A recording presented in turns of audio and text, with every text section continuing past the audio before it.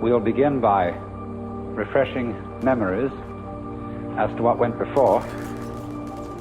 In discussing the theme of the Joker, I have been talking about a point of view, the Joker's point of view, from which not only our social institutions, but also all the formations of the natural world are seen as games.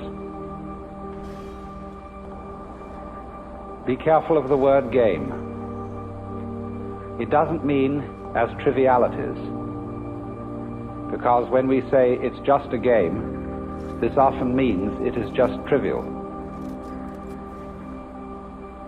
There can be important games, as when we play the piano or musical instruments. We are not necessarily doing something frivolous, but we are playing. And there is something in the nature of all play that is not serious, but at the same time may be sincere. And I tried to give you the picture of the multiplicity of natural forms on the one hand, and of human social institutions, and all the things that we do and consider important and busy ourselves with as human beings.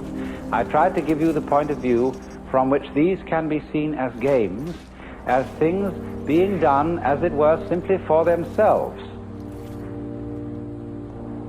and not for some ulterior motive. And therefore, these games are in a way best played when they are played as games. Although it's really all right for people to take them seriously, except that they are a little bit deprived. They're missing something. And so when the Joker sees a person taking his life seriously and regarding himself as extremely important, there is something a little bit funny about it, and he is inclined to get the giggles. And it's all he knows, that the very intensity of seriousness with which the individuals concerned are taking these games will be a kind of foil for the subsequent bursting into laughter when he sees that it wasn't serious after all. You see that? You might say there are these classes of people. There are the very far out people and the very far in people. Now, ordinarily we say someone's very far out when they are oddballs, when they are exceedingly unconventional.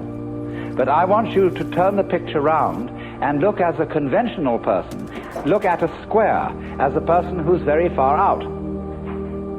That is to say, he is so involved in the seriousness of the game he is playing that he is lost. He doesn't know where he started from, and he thinks he's there.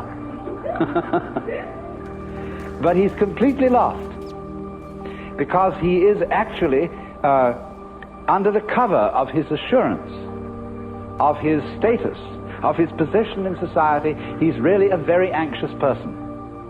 I said a lot yesterday about the way in which our society shows anxiety because it cannot permit the existence of people who don't belong.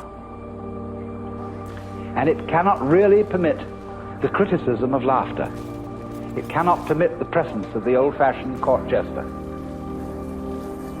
because these people are so far out. They're so involved, and one from a certain standpoint, you see, from the Joker's standpoint, he doesn't condemn such people. He rather congratulates them on their heroism for getting so lost and involved.